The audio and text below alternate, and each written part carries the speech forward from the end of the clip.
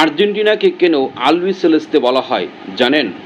আজ জানাবো সেই রোমাঞ্চকর ইতিহাস।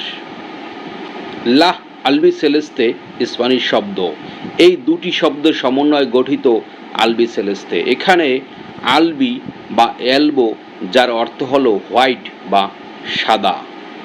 সেলেস্তে, এটির অর্থ হলো আকাশী নীল, স্কাই ব্লু। অর্থাৎ আলবিসেলেস্তে এর অর্থ হলো আকাশী নীল ও সাদা। আর্জেন্টিনার জাতীয় পতাকা এবং জাতীয় ফুটবল দলের জার্সিতে আকাশী নীল ও সাদা ডোরা থাকায় দলটিকে বলা হয় আলবিসেলেস্তে। ফুটবল বিশ্বে বিভিন্ন জাতীয় দলের এমন জনপ্রিয় কিছু ডাকনাম রয়েছে। আর্জেন্টিনাকে যেমন আলবিসেলেস্তে বলা হয়, তেমনি ব্রাজিলকে বলা হয় সেলেসাও, ফ্রান্সকে বলা হয় লেস ব্লুস, ইতালিকে বলা হয় গিলি আজুরি।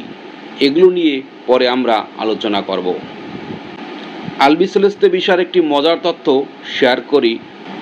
আর্জেন্টিনার সমর্থকদেরও অনেক সময় ভালোবেসে আলবিসেলেস্তে ফ্যান্স বা আলবিসেলেস্তেস বলা হয়।